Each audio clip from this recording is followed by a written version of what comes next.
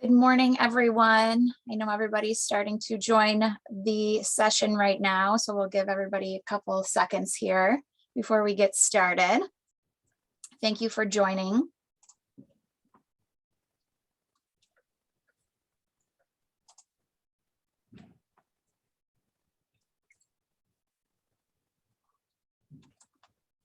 All right. This morning we have David Covington for our keynote speaker. David Covington is CEO and president of Recovery Innovations Incorporated. He is a behavioral health innovator, entrepreneur, and storyteller.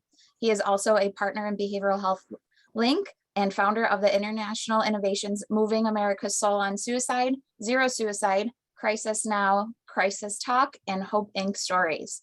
A licensed professional counselor, Mr. Covington received an MBA from Kennesaw State and a Master's of Science from the University of Memphis. He has previously served as vice president at Magellan Health, where he was responsible for the executive and clinical operations of the $750 million Arizona contract. He is a member of the DHHS Interdepartmental Serious Mental Illness Coordinating Committee, established in 2017 in accordance with the 21st Century Cures Act to report to Congress on advances in behavioral health. Mr. Covington is a two-time national winner of the Council of States Governments Innovations Award in 2008 and 2012. He also competed as a finalist in Harvard's Innovations in American Government in 2009 for the Georgia Crisis and Access Line, which was featured in Business Week magazine.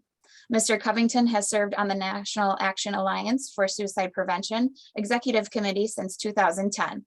He was also the vice chair of the National Suicide Prevention Lifeline SAMHSA Steering Committee from 2005 until 2020, and served as former president of the American Association of Suicidology. He has served on numerous committees and task forces on clinical care and crisis services, including the National Council for Behavioral Health Board of Directors. Today, he will be presenting on the promise of 988, crisis care for everyone, everywhere, every time. Thank you, Mr. Covington, for being here with us today. And Kara, thanks so much for that kind introduction. And it's been a decade since Jenna Heiss, Fred Meservey, Craig O'Brien, Gary O'Brien, Dr. Michael Hogan, and Jan Ulrich and others were involved in the development of what would become the Zero Suicide Healthcare expansion of the success of Henry Ford Health System. So we're so appreciated Jenna outreaching me to have this opportunity to talk about Crisis Now, a model that came out of the National Action Alliance for Suicide Prevention, similarly to the Zero Suicide Healthcare Initiative back in 2016. Next slide, Karen. There was a collapse and then darkness. For 30 Chilean miners, the day had started like any other, but a catastrophe led to them being closed into a relatively small room that became so dark that they could not see their hand immediately in front of their face. And collectively, as a globe, we responded, and we weren't sure they were alive. They were thousands of feet underground. We knew that there had been an emergency occur, and we set about the process of working together to save them. And the very first thing we did was we drilled a hole about 4 inches in diameter, the thousands of feet down, that was required to make contact, to engage and connect with them. We determined that they were alive, and we began to get just basic supports to them through that hole, water, food, and communication. It was our first engagement with them, but that wasn't going to be sufficient in this circumstance to save them.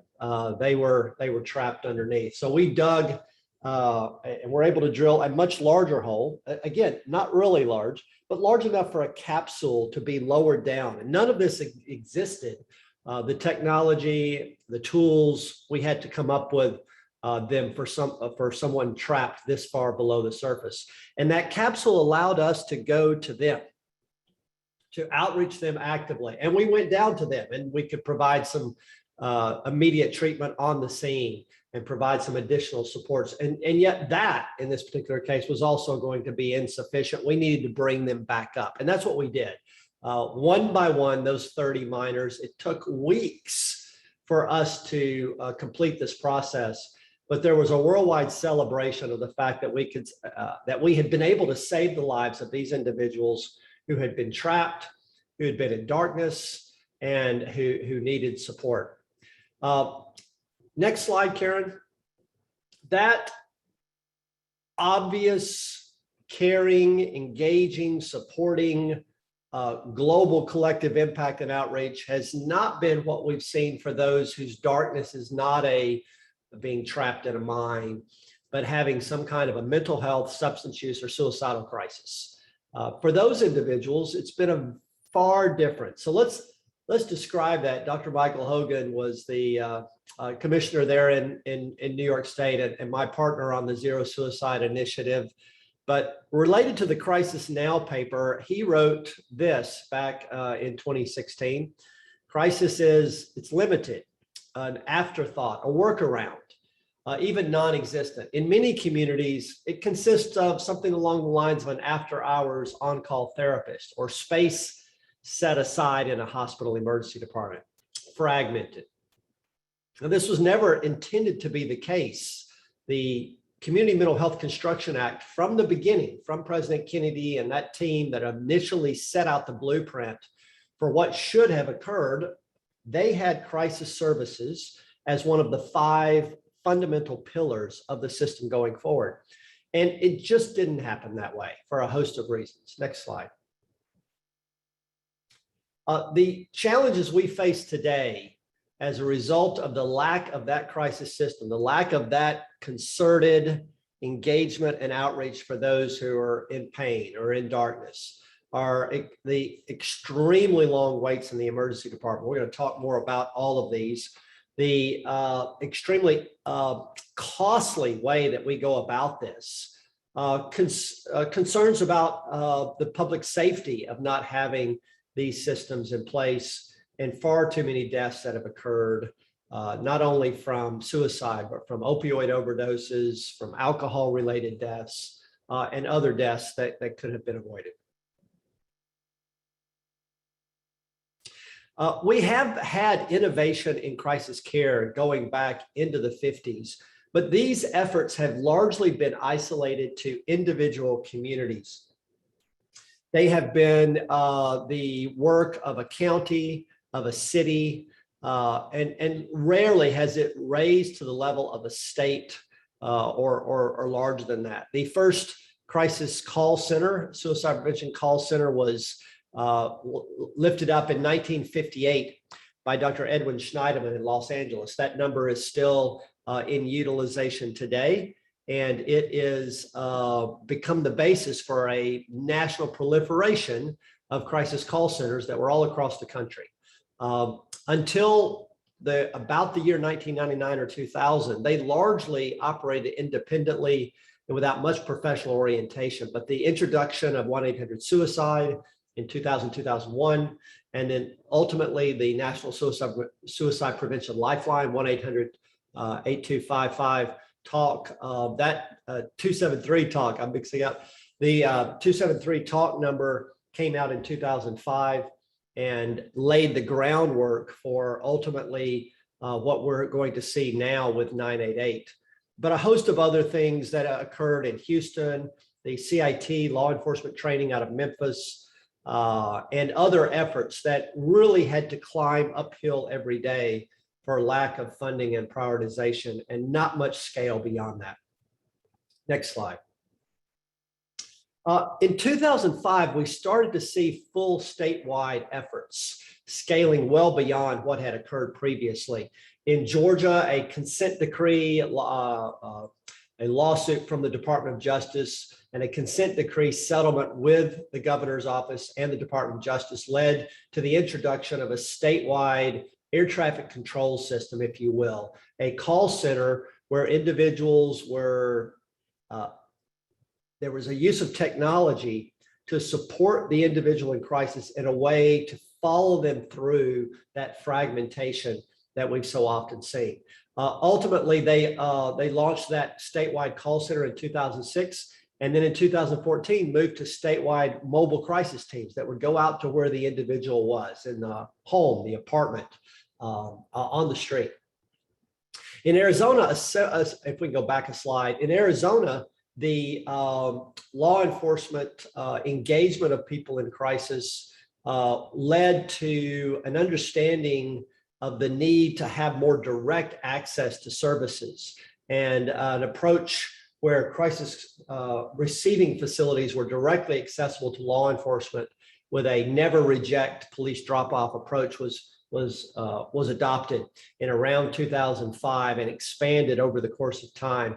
And then in 2013, the state of Colorado had the vision to look at these various services in Georgia, Arizona, and elsewhere, and begin to pull those together into a single unified system.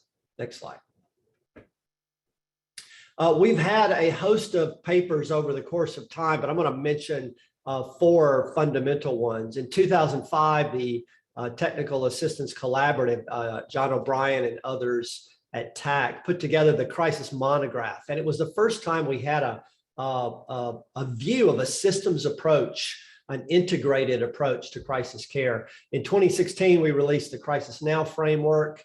And in 2017, we saw the state mental health commissioners with the leadership of Dr. Brian Hepburn begin to focus on crisis in a way that I'd never seen before. It's challenging in state government, in county government, to get a clear lane where you have a persistent focus. It's really easy to bounce around with different priorities. And in 2017, we saw state government begin to create a persistent focus and support of crisis care that has continued now into the 5th year, 17, 18, 19, 20, 21. And the NASBID has had these series of, they've called them the Beyond Beds articles, with about 10 publications a year around the focus on a more next generation crisis care system. So they've got going on 50 articles now that have been developed. And many of those are included in a compendium that SAMHSA released in early 2020 that includes national guidelines for behavioral health crisis care, and really takes the framework of Crisis Now as its main chassis and pushes forward a vision for the crisis care anyone, anywhere, anytime that we talked about in the beginning. Next slide. So zero suicide was ultimately an extremely bold aspiration. And I want to talk about a different one today related to that same effort around a crisis care system. Now, this is the team from NASA.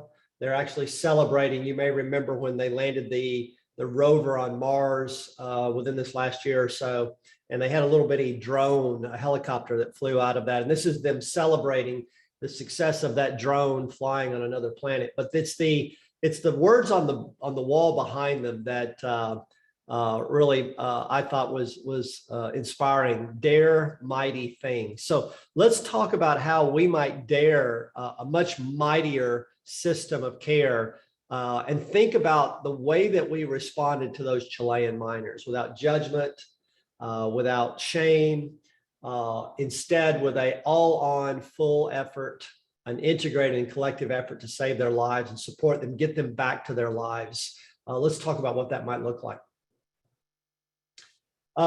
We actually have a growing national momentum around this. We have something we call the Jam Session. It's a learning community that is hosted out of a weekly call every Wednesday. We have about 700 leaders from around the country who are actively participating in these calls. And all the information on the Jam sessions available at talk.crisisnow.com. There's a link to the meetings as well as the videos, et cetera. And you can see the videos of the past. These are just recent materials and the presentation from just a couple of weeks ago. But the national momentum that we're seeing around this effort to do something different is really focused on, I believe, the two real sins that we've been actively and persistently committing that is the opposite of what those Chilean miners experienced. So let's go to the next slide. And we'll skip that one, Karen. So this is back to what the quote that we used at the outset, fragmentation and the challenges of a system that is complicated and hard to navigate. I think that's letting us off too easy if that's where we stop it. Let's push a little further in exploring what it's actually like. It's far different than what those Chilean miners experienced. So the two sins that we see most frequently around crisis care is, next slide, Karen. We land up actually creating a system that instead of providing support and care, frequently it gives an explicit or at least implicit message of punishment around an outreach for care in a mental health or substance use crisis, in a suicidal crisis. The old Monopoly card of go directly to jail. Actually, the most common experience for people who are seeking care is to go directly to the hospital. Some do go to jail because of the way that this is set up. But let's go to the next slide and let's talk about the first sin, if you will. And that is the way that we respond to thousands of mental health crises a year with a public safety response. We send armed law enforcement to the scene. Now, this is a quote from Dr. John Franklin Sierra. He is part of Dr. John Sharon's team in Los Angeles County, who's going through a full re-engineering of their crisis system, primarily with an eye to the alternatives to law enforcement. But his quote, law enforcement shouldn't be on the scene of a mental health crisis unless there's a clear, logical reason to have the presence of an armed public servant. We actually have thousands and thousands of times a month across the country that law enforcement is responding to a person in mental health crisis. They're called through 911, or they interact with people on the street. And the amount of time law enforcement spends on this activity, we believe, is around 10%. There's been a couple of studies done by the Bureau of Justice Assistance, as well as the Treatment Advocacy Center, that have focused on this effort. They tend to be much more lengthy in the duration of their interaction, and it lands up being about 10% of their activity. So and again, let's go back to that slide just for a moment. Again, imagine that the darkness that you're experiencing isn't in a Chilean mine, but in your living room, in your apartment. And the response is law enforcement cars in the driveway, lights flashing, neighbors alerted to the fact that police have been engaged to the property. And then officer or officers who are armed are attending to the situation. And then, despite the fact that generally it does not lead to an arrest, generally it leads to a transport to a hospital emergency department for medical clearance and potential access to care. The individuals very frequently are handcuffed. In our experience at RI, that's about 70% of the time that they're handcuffed and placed in the back of the patrol car and transported to a facility. So while they may not in fact be arrested, it certainly feels like an arrest to the individual who's in pain. But that's not the only thing that happens. And while that happens to a very significant number of people being transported and their first interaction being with law enforcement, for those who land up getting a more direct service, almost all of them go through the hospital emergency department. This is the other sin that we've got as a country, that we've decided a medical and public safety response is the appropriate way of handling individuals in crisis. This is from Ken Norton with NAMI, New Hampshire. Emergency department boarding, and that's what we call psychiatric boarding, is the phrase that's been used for individuals being warehoused, held in a hospital emergency department. It's wrong medically, legally, ethically, morally, and economically. So let's get a little sense of this. I think it's really hard for those of us who have not been in a psychiatric crisis or been with a family member seeking access to care and having gone through this directly to understand how pervasive this challenge is. It's come up routinely across states. Back in 2013 and 2014, a group of 10 individuals outside Seattle sued Washington State because of very long waits. They went to a hospital emergency department in order to gain access to needed emergency services, and they were held for days. Now, the mental health leadership at the time in Washington State said those are unfortunate events, but those are outliers. Those are exceptions that don't happen routinely. And the Seattle Times, major news publication in Washington State, determined to see if that was true.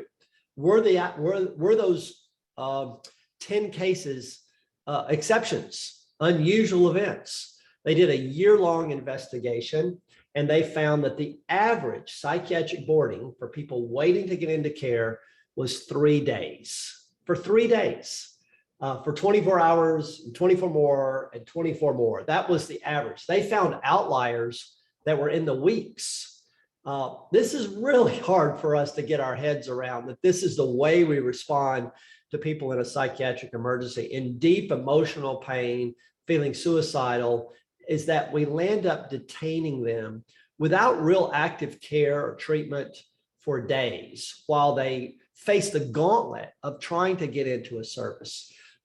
It's still hard for people to get their heads around this. Kana Inamoto was the acting director of SAMHSA, a 20-year veteran of that organization, is knowledgeable of the nation's challenges around mental health and solutions to those as anyone in the country, the relationships she has, et cetera. And last summer, her 16-year-old daughter, Raina, was in having a crisis. They were directed to the hospital ED. Kana didn't know if that was the right call, but she didn't want to play the administrator who thinks she knows more than the therapist. They landed up in the hospital emergency department, and they spent 3 days.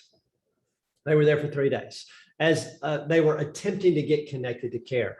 And what that does for the law enforcement officer who knows that if they dare take an individual to the hospital for this medical clearance, that they're going to be asked to stay, and the hospital is going to look to them to provide attending support and to really hang out with the individual and with their team, because they're also looking for transportation on the back end of this. So we still don't have a good grasp of how often law enforcement actually books an individual into jail on some kind of nuisance crime or misdemeanor, because that's so much faster than what the law enforcement would face should they touch this black hole that lands up being the hospital ED. We've seen data elements come across the country, and we now have 2 states that have ruled this unlawful, unconstitutional. Washington State Supreme Court, and now New Hampshire's has followed suit. Next slide. Now, one of our excuses around not providing something more thoughtful is that this isn't Chilean minors where this happens once every 10 years. This is something that happens thousands of times a day. And yet we have a robust and caring and competent emergency medical system that does just that. We have 911 that people can respond, that easily remember, easily get to, and there can be some initial engagement right off the bat. We have emergency medical services and ambulances that can dispatch to the scene and be that rescue that comes out and provides treatment. And for those who land up needing to go somewhere else, we do have those hospital emergency departments that are immediately accessible to all. Next slide. So I went back to 1966, before that system was in place, to think through a little bit about where we're at in behavioral health. And I was inspired to do this by Dr. Sandy Schneider. She is a past president of the American College of Emergency Physicians, and she remembers what that emergency medical system was like in the 50s. We had a planning meeting for 988 a couple of years ago now. And there was a lot of nervousness in the room from provider organizations, call centers that answer the National Suicide Prevention Lifeline today. And they were worried about this amount of change. And what she said to us at the time was, you guys don't understand that the emergency mental health system today is akin to what we had in the 50s and 60s for medical care. There wasn't a 911. There also was not a ambulance response system. Individuals who broke an arm, had a heart attack, were involved in a gunshot, some other tragic sort of situation. We just had to cobble together. Family, friends, whatever, would get them to the hospital as quickly as they could. And frankly, we did have transport in the back of police cars. It was what we had available. We were using the system that we had. And then the other piece about that is when you got to the hospital, it's hard for us to think about this because we're used to going to an ED and then just being able to walk through the front door and at least be registered and get in line for being seen, if not seen quickly. Whereas in the 50s and 60s, if you went to a hospital emergency department, the hospital would not consider you a patient unless you were admitted. So when you went to the door, it was not open for you to just walk through. There was typically a bell. Dr. Schneider called it a little dongle that you would ring. And if the staff were available and they had beds available, someone may come to the door. If they came to the door, then they were going to query you before you came in about questions like, who's your physician? So they could ascertain whether that person was on panel with the hospital. A vetting and review prior to admission, similar to the kind of obstacles that we see in our behavioral health crisis system today. So in 1966, who would you call? I went back to the Atlanta phone book from that year to try to ascertain what it was like. And this is the page. This is the front page inside the phone book. This is the top of that page. And you can see these icons for fire and police and doctor. And then you can see the giant exclamation point. This is emergency stuff. This is important. This is Chilean miners. And yet under fire and police and under doctor, you can see that it helpfully has no number. Now, if you look in the upper right, it does say what you're supposed to do is write in the telephone numbers you will need in case of emergency. So Karen's going to take us to the bottom of that same page. The bottom of the page looked like this, and it had a host of numbers on it. Now, the two columns that you see, it actually doesn't even label what those numbers are. I don't know if one's fire and one's police. It's just very convoluted. And even then, there are overlaps with people who live in both Atlanta and Fulton County. So it's not exactly clear how any of this works. But I guess what you were supposed to do is try some of these numbers, figure it out, do some homework, spend an hour ascertaining what your numbers were. Go back, Karen, to that prior slide. And then you were supposed to write those numbers in to these pages in the phone book. And then you were supposed to take this page, rip it out of your phone book, tape it to your refrigerator, and then make sure that you have your crisis in the kitchen so you can take the long phone with the cord and call in and make that work. So that was a far cry from the system that we have today, and not unlike where we're at in the behavioral health space. Next slide. And we'll keep going here. 911 came along and really changed all of that. Now, I didn't change it overnight, but the emergence of 911 in 1967, 1968 gave us a pathway and a set of expectations around that we decided as a country, compassionate, thoughtful, and appropriate and effective emergency medical services were needed for anyone, anywhere, anytime. And we do very much have a system that covers over 98% of Americans. We're still challenged with some of those federally designated frontier areas, but the 911 system, the ambulance response, and our hospital emergency department network has cascaded around this country and really become the standard worldwide for a response for a medical emergency. Next slide. And we've seen this amazing capacity be built out over the course of time. And yes, there are some challenges in frontier areas, and in North and South Dakota, we've got volunteer EMS. So you work with the resources available, and we've worked to expand those, but that system continues to develop year over year, going all the way back to the 60s when that 3-digit emergency number became available. So it's 2020. Who do I call if I'm experiencing a mental health crisis? Next slide. This is a promotional we did just 3 or 4 years ago for the National Council Conference. There's no 911 for a mental health crisis, and there hasn't been. We haven't had that. But next slide, we're now into this new era where Congress has designated, the FCC has identified 988. So we'll actually have 2 9 emergency numbers in the United States. Next slide. Now, let's talk about what actually happens today. We have a national suicide prevention lifeline that is going to be the framework for 988. The call centers, the 180 call centers across the country that are in the National Suicide Prevention Lifeline Network are going to, in fact, they are already answering 988 calls. So if your cell phone is on AT&T, T-Mobile, Sprint, or Verizon, which means that's 95% of you, unless you've got, I guess, some off-brand or something, they all actually are active for 988 right now. Those telecom companies went ahead and turned all of them on.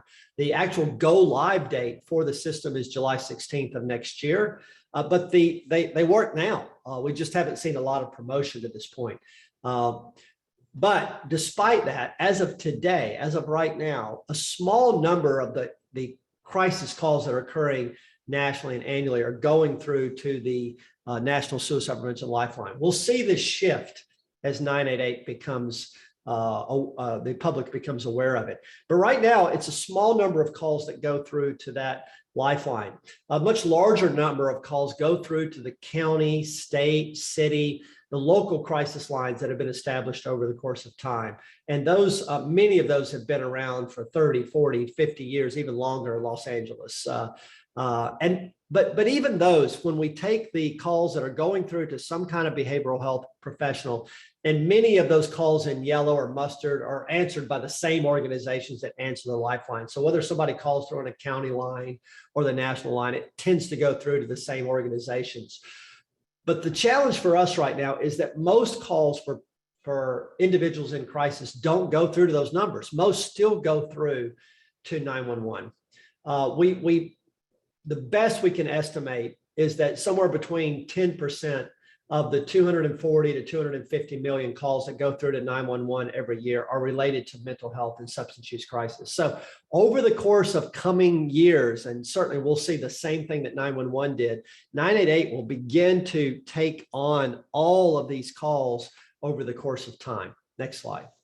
And we will have very much a system where the National Suicide Prevention Lifeline is gradually replaced by 988. As you could tell, I even mixed up that number as we were starting. I used 800 and then got into the Georgia Crisis and Access Line number as opposed to the 273 TALK. And then even TALK, for those of you who want to call that TALK number, unless you know it offhand, you're not going to, when I bring up the numbers on my phone, it's a little hard to figure out what those are. But 988 will supplant all of that over the course of time. And the next slide, we'll very much get to a situation where 911 is for medical emergencies and immediate dangers, threats to public safety, whereas 988 is for mental health crisis and suicide hotline. And yet, if 988 is all we do, then it's going to be equivalent to those Chilean miners where we dig the 4-inch diameter hole, but we don't actually get them out of that crisis. We don't get them out of that hole for those with more significant needs. Next slide.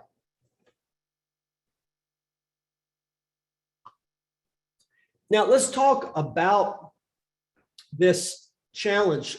There are thousands of people every day that have a crisis that they're able to remediate on their own. They use family, friends, natural supports, their own coping skills, their assets that they have available to them.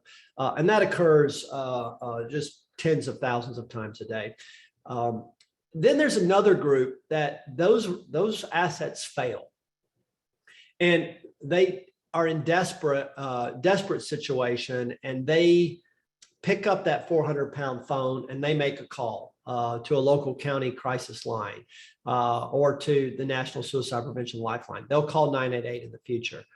And they don't do that lightly. People are aware that the potential ramifications of reaching out in care can be a law enforcement response and something that's really uncomfortable.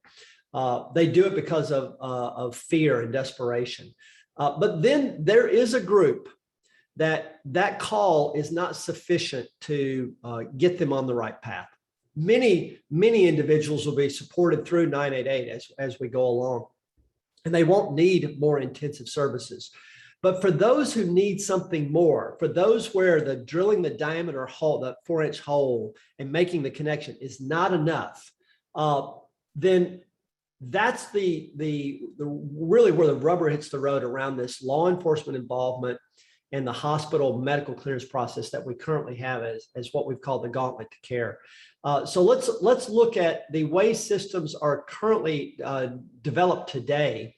And communities typically have this, I'll call it like a light switch or a red light, green light type approach to crisis care for those with more intensive needs.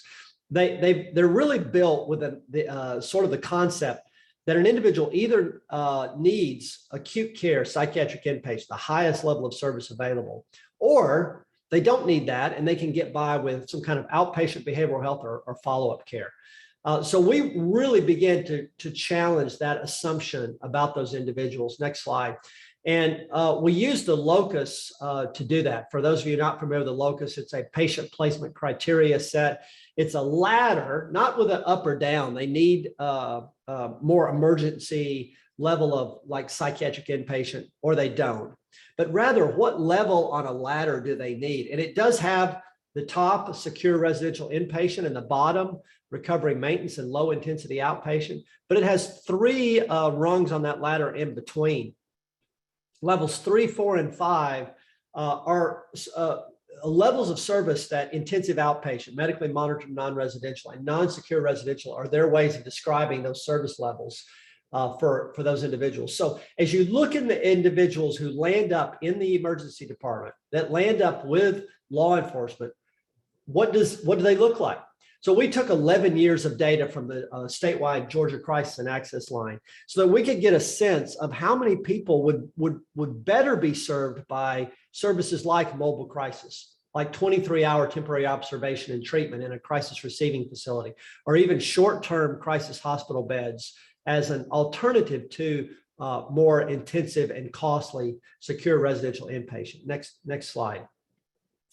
What we found was, I think I've been doing this work for many years, and still I was startled by the level of impact that of those individuals with higher level needs, it was under 20% that fell into that red light, green light approach that most communities are really thinking about. And in fact, the vast majority, 80+%, are in between. Most people that are in that situation are actually in a level 5. But if you take 3, 4, and 5 together, it's 82% who, and the next build on this, Karen, will show that they would be much better suited to experience one of these more intermediate crisis care services as opposed to psychiatric inpatient. And what we've created as a country is really a situation where those 82% and the 14% on the right are all fighting together for limited inpatient, because in most communities, we don't have these services in yellow available. So the power of the effectiveness of matching people with services that are aligned with the level of service we said they need from our clinical assessment, as well as the cost associated with these more thoughtful approaches on the intermediate levels of the ladder is pretty powerful data. Next slide. So I'm going to run through these fairly quickly, but what has developed with the Crisis Now model and now the SAMHSA National Guidelines for Behavioral Health Crisis Care is a system very similar and analogous to that emergency medical system that developed out of 911, with ambulances that go to the people that need an on-site service and support, and facilities that people can go to if they need some place to be for more intensive services, triage and treatment. The current system for everyone who lands up trying to get into that face-to-face care goes through this gauntlet of the hospital. They're shunted through the hospital for medical clearance. And the only real exceptions to that are those where law enforcement says, yeah, I'm not going to do that. There's a rationale for me to jail them on a nuisance crime and to avoid the long waits, what LA cops have called wall time, where they just stand against a wall in a hospital ED. For those who go through this process, some do ultimately make it through to some limited capacity of inpatient, but many land up just falling through the bottom. We talk about falling through the cracks. They leave against medical advice during that 3 or 4 or 5 day stay in the hospital. They're referred elsewhere. They're just declined for services and land up leaving without a connection. So the two sins we've talked about of using the hospital for someone without a medical emergency, if we could interrupt that, we'd begin to really have a different impact. And that's what we've done in the state of Arizona. We have a system where, next slide, you can see that we have a crisis pathway through mobile crisis services and crisis facilities where individuals go directly into those programs without any stop in the hospital ED first. Next slide. We've done a review, a pretty significant business case around that investment in Arizona, specifically in the Phoenix metro area, and what difference it makes when you have that approach in play, and thousands of individuals are going directly into crisis care without a stop in the hospital first, and we're reducing that law enforcement engagement. Let's go through these, Karen. You'll see a much stronger fit of the level of service matching the clinical care we said they needed. And let's just go through all of these. 37 FTE police officers actively engaged in public safety as opposed to the attending and transportation. We haven't eliminated psychiatric boarding in the Phoenix area, but we've reduced it by a staggering amount. When you back up back to back all of the individuals who would be in that hospital for a day and a half or 2 days or 3 days, we believe we're reducing that by about 45 years per year as a result of these more significant approaches. There's a very significant reduction in overall healthcare spend, as well as reductions in the exposure for hospitals. And just an approach where care is much more like care than punishment or some kind of something far different from that. Next slide. Now, the problem with the Arizona system is we still have far too much police engagement for cases where there's not an explicit threat to public safety or some kind of overt criminal activity. And the emergence of 988 allows us to attend to this other sin of the overuse of law enforcement. Next slide. So by interrupting this and creating a 988, next slide, Karen, what we have is finally an opportunity to have a system for crisis care where the mobile crisis services, the crisis facilities, and 988 are the options for everyone, unless there's a medical emergency which requires coordination with that hospital and or some kind of threat to public safety or criminal activity which requires the use of law enforcement. Now, I think, again, back to our perceptions of these activities, the public's perception is, and even many medical professionals, is that most cases require either hospitals and or law enforcement engagement.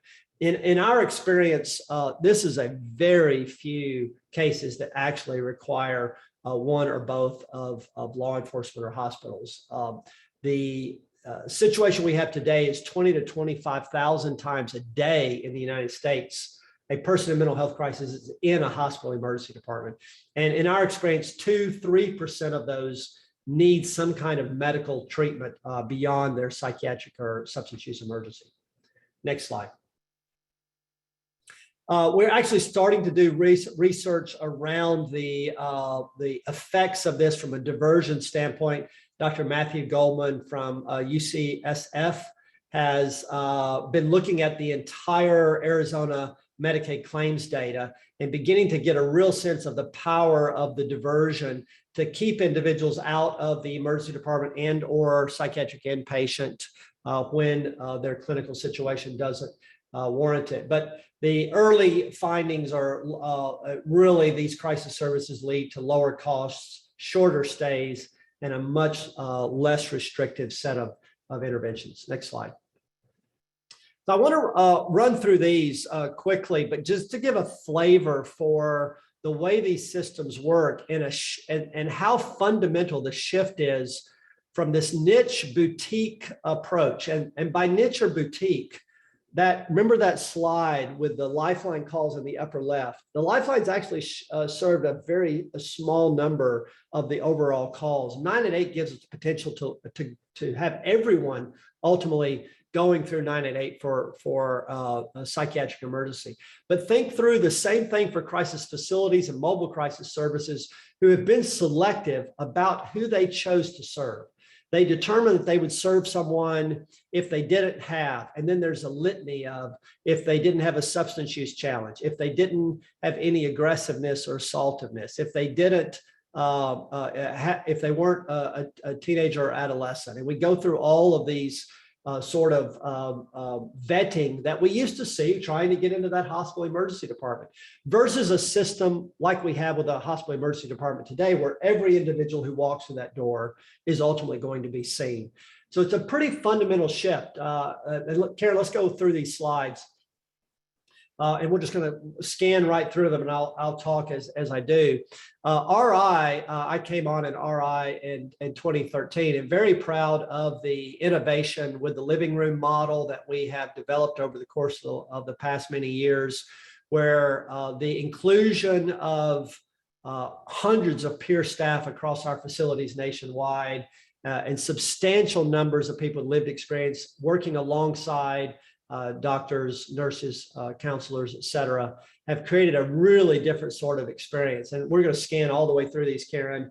We've replicated those programs in states across the country: North Carolina, Washington State, Delaware, California, et cetera. And the inclusion of peers, and Karen, just keep on going through these. The inclusion of peers, an approach we've called peer first, peer last, really does create something way different in the experience of individuals, where they know someone who's been in their shoes, who's maybe been in the back of that police car themselves. It really does shape the experience. And yet, when I came to our programs in 2013, we were a niche program. We actually did receive some law enforcement drop-offs. But the Crisis Now model suggests you don't receive some law enforcement drop-offs. You receive all of them. The value is that law enforcement is incentivized to not have to run through that gauntlet, not to be put in a situation where they would be back on the street faster if they booked a person into jail or just relocated them to a park. We want to make it where they are incentivized to immediately connect with care. And that's what we've done in the Phoenix market, is both RI and other facilities operated by other providers, they all operate the same way. We have an approach that maximizes the police engagement. So this is our flagship program in Phoenix.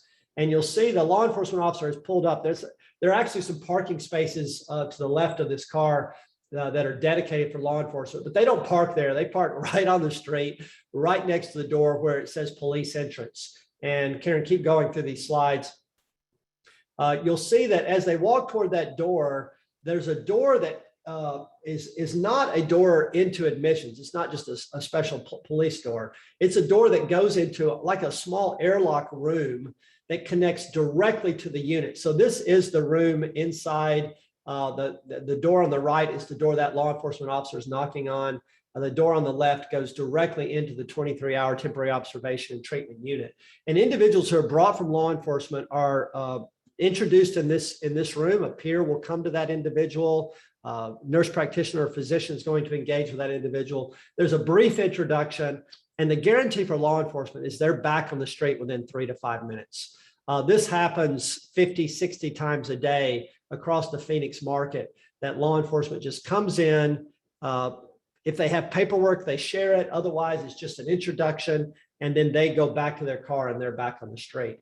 If there's a small percentage of the cases where there's a medical emergency, we take that responsibility on at the crisis receiving facility because law enforcement has already returned to the work. The level of access that we're starting to see through that approach is dramatically different. And what 988 does is gives us potential to even get out ahead of that so that law enforcement isn't even involved on the front end of this. Next slide. Now, let's talk just briefly about again, the differences between the niche boutique, these small programs that decide who they serve, and us developing programs that will serve anyone, anywhere, anytime. You also have to have the scale to do that.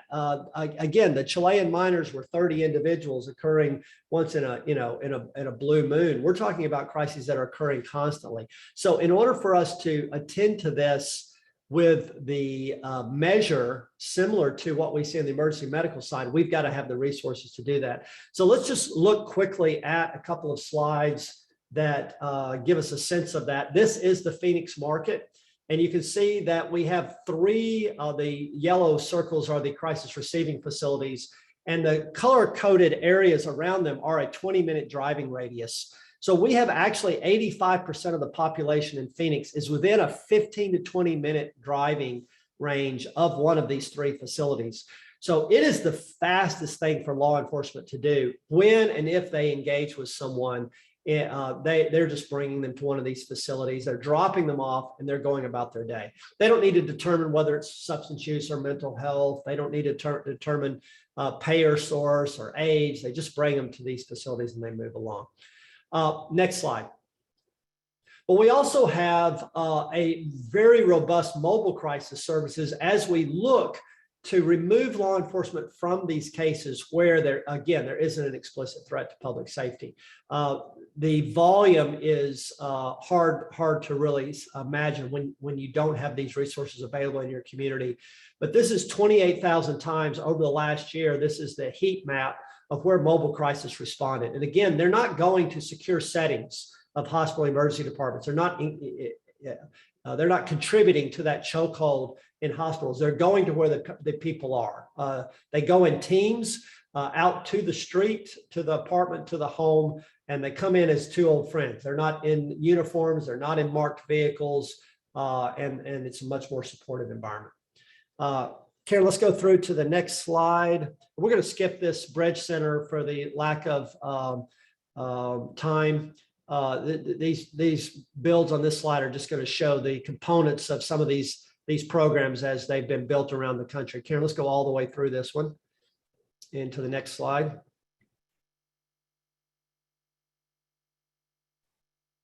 A similar modeling of the flagship program we have in Phoenix, but you're seeing these programs all across the country. The one other thing I'll put to this niche boutique versus anyone, anywhere, anytime is we sometimes are not aware of our implicit sort of biases and impacts. We say we're screening out for substance use and people who are too aggressive, or a host, we say because we can't serve anyone else because we're full today, et cetera. But I don't think we're aware of the impact on the disproportionate impact of law enforcement and hospital engagement with, in particular, people of color. We were challenged by Senator Wyden's office out of Oregon to look at this issue. And next slide, Karen, we did look at our programs across the country. And next slide, we evaluated the differences in the local percentage of African Americans in the communities that we're serving and the percentage of African Americans in our crisis receiving center. And again, we are taking the approach where we're interrupting that normal flow with law enforcement. And next build on this slide, Karen, the short answer to this is in our communities across the country, the average penetration of African Americans is 12%, but we're seeing more than double that in our crisis receiving centers. So the gauntlet of barriers that are in place has impacts beyond what I think we've typically been aware of. And unless you disaggregate that data, you're not going to get at that.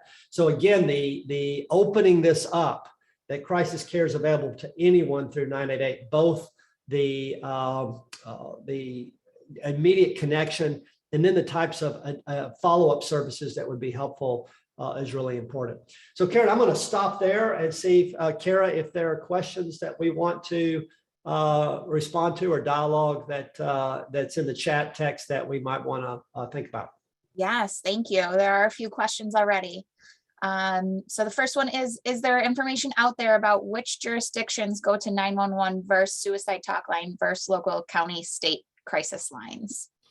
Yeah, so look, all of it's a mess right now, and all of it will be replaced. And not will be, it's the case right now. If you dial 988 on your phone right now, it will go into the routing system that Vibrant Emotional Health, as the operator of the National Suicide Prevention Lifeline, has to direct the closest available crisis center. The challenge today really is that in most of the country, those centers are not funded. Congress is dramatically increasing the funding for Vibrant as the operator, but Congress is looking to states to fund the management of 988. And right now we have 6 states which have passed some legislation. Virginia, Utah, Washington State are some of those states that have already put in place either a 911 style user fee, mobile cell phone fee to help fund those services, or they've put some other funding in place. But that's a system that's emerging right now. And if you call 988, it's going to go through using that routing, looking at your area code, and then routing you through to the closest available Lifeline center. It's a little bit of we're piecing it together today. And before 988 has even gone live, we're not getting to every call. We're missing some of those calls. It's about 1 in 5, a little fewer than 1 in 5. That we just don't get to the phone by virtue of the resourcing challenges of this, which is why people have called 911 and other, they're either not aware of the services that we have available or they're not immediately getting through. So that's the dilemma that we've got right now. New York State started legislation. I believe it's still pending, has not come through.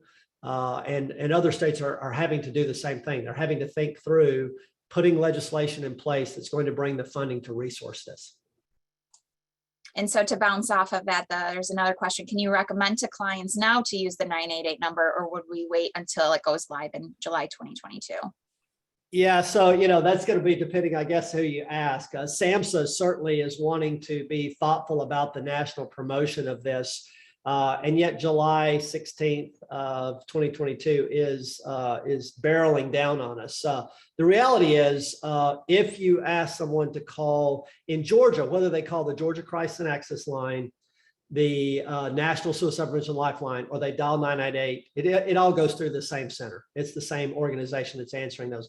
Now, we don't want individuals calling 911 unless, again, there's a medical emergency. If someone is has initiated an active suicide attempt and has harmed themselves, well, now you've got a medical emergency. And so coordination with 988 services or other supports is appropriate. If you've got someone where there is an outright medical emergency and or they're threatening the public or they're engaged in some activity where law enforcement would be involved, then obviously.